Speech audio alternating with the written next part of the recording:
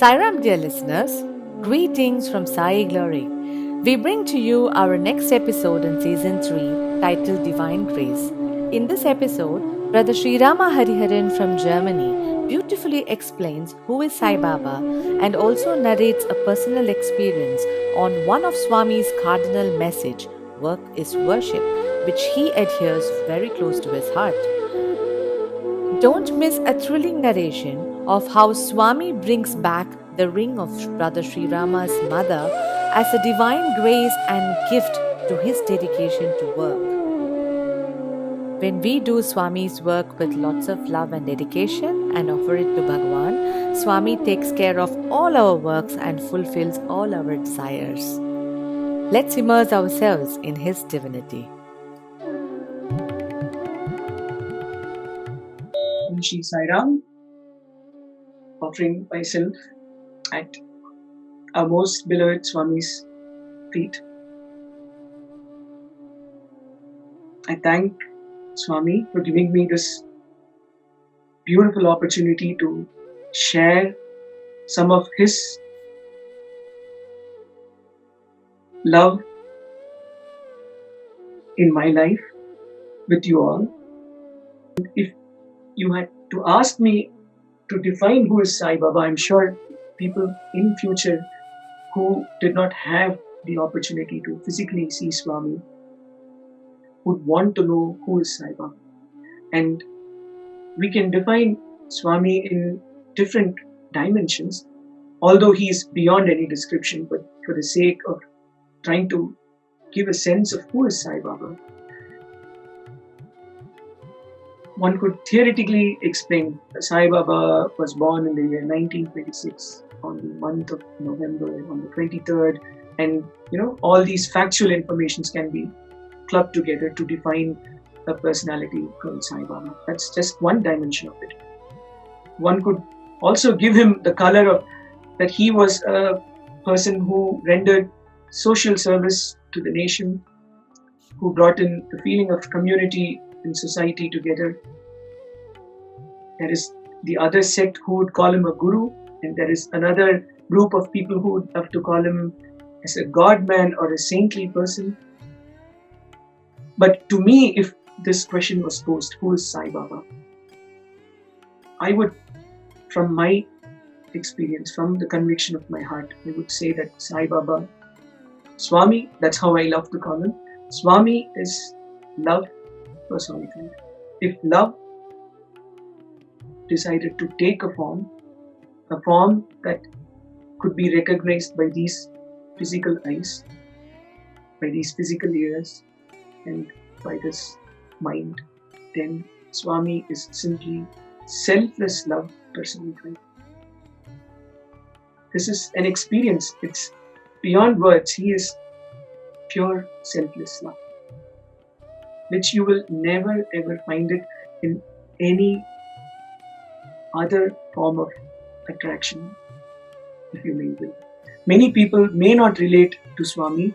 There could be generations who would not associate with the name or form of Swami, but the message of this Lord is so very pertinent. And I would want to share one such message, is to treat your work as worship. This Divine Mother actually is so loving that he takes every effort to acknowledge very little progress that we make in this journey of transformation to him. And I was working in the National University of Singapore for my PhD, and this was after Swami's Mahasamadhi, where Swami had decided to withdraw from his physical training. And I usually chant Vedam at the Sai Center in Singapore, and this happens every Thursday. And on one fine Thursday, after wrapping up my experiments in the lab, I was about to leave the lab. I was closing the doors of the lab, and one of the rings that I had, I would probably even show that this ring is from my mother, who is physically no more. So this was the last ring that she wore, and just before cremating her, I took this ring from her body as a a memory or a gift.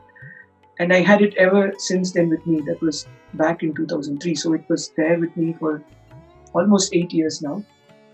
And as I left the lab, the ring slipped down and it fell on the floor of the lab. And I think it just got lost in the gaps between the floor and the elevator. And there was absolutely no way of trying to take the ring. And I tried to call my friends for help. We looked around, but we really couldn't find it. And I said, it's getting late for Vedam.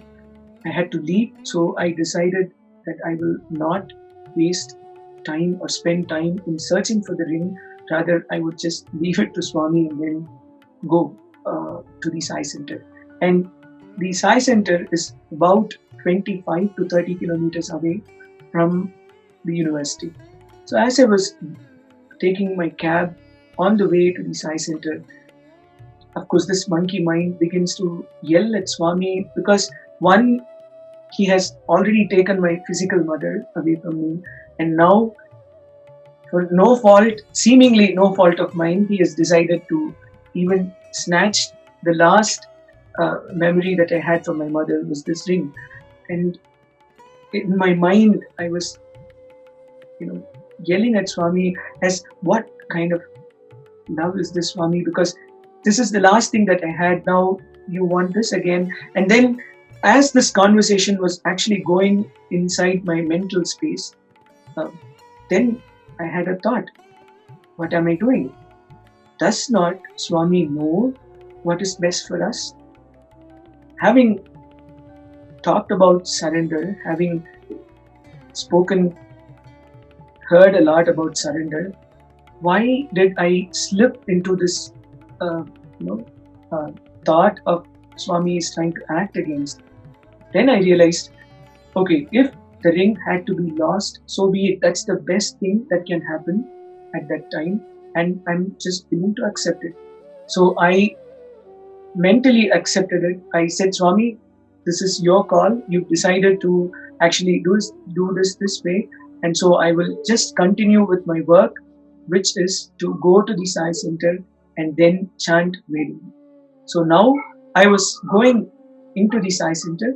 I got down from the cab, of course, with a very reluctant heart, in a sense, having lost such a close position, stepped into the Sai Center and removed my shoes.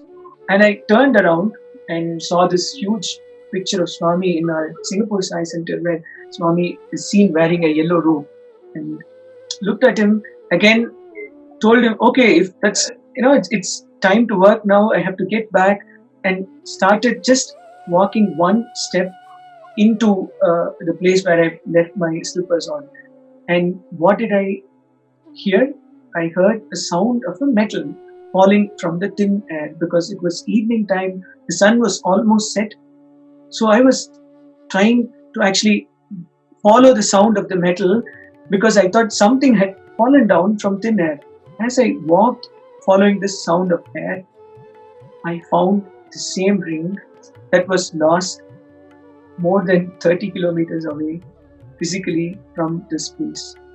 And what happened? The ring that was lost at the university was just thrown from the thin air by this sweet Lord at the Sai Center 30 kilometers away. And the story didn't stop there. As I took the ring, I was trying to examine, is this really my ring?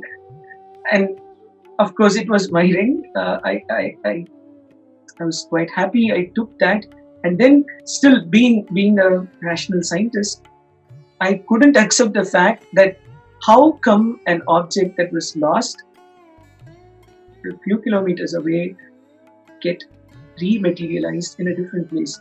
Of course, we all know that Swami is Brahma, Vishnu, Maheshwara, who can do anything in just a trice. But still, when the situation really comes, the mind begins to again come up with the doubt. And even as this thought crossed my mind, of course, I was obviously sobbing for this abundant grace that was there. But at the same time, with how could this happen? This thought crossed my mind.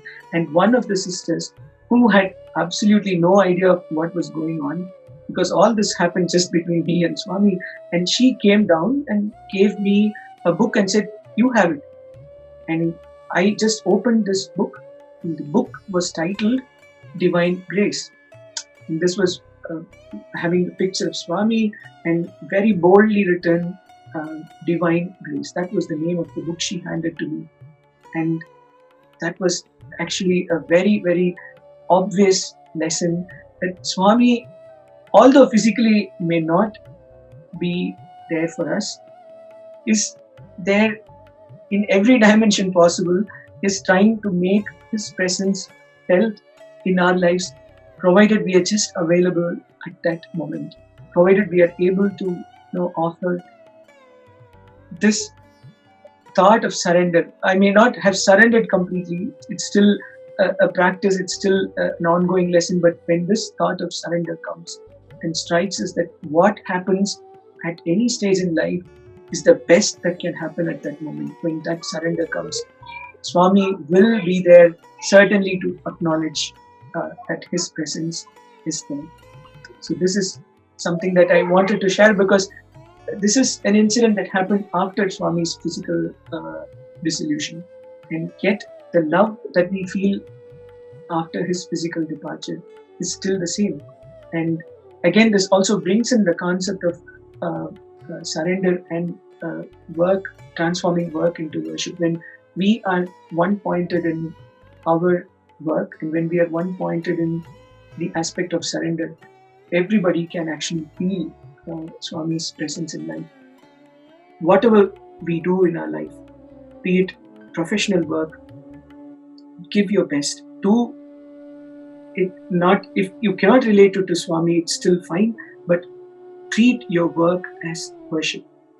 Give your 100% in the effort for the work that is being carried out. And most importantly, at the end of the work or during the course of the work, treat this entire journey of work as a beautiful connection with your own self. This is not an opportunity to only complete the task, but it's a lovely opportunity to connect with one's own self. Be it a programming, be it any professional career that you take up, it's a lovely opportunity to actually dwell deep within yourself. While the task is carried out, that's just a side effect of the work, but it's a great opportunity to go back to the roots. And once this happens, slowly give away the expectations that come out from the work.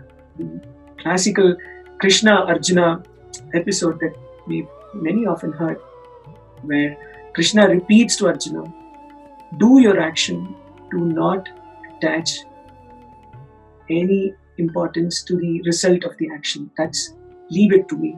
So I would say, let us strive to do the work at its very best. Let us strive to connect to ourselves, to our deep core, or this aspect of selfless love that we have within ourselves. And let us offer the result of any action to Swami. And let us just keep focused on this journey to Him within each and every one of us. With that, I thank you for your very patient listening, and I hope and pray that Swami guides us in every endeavor of us, and may our only aim, may our only goal be that we find, we earn and strive for His love. There is nothing more great than the pining and the yearning for the sweetness of this love. Swami, be with us. Don't give us a choice.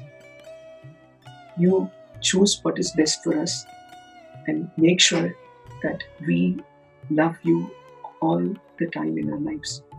Jai Sai Ram.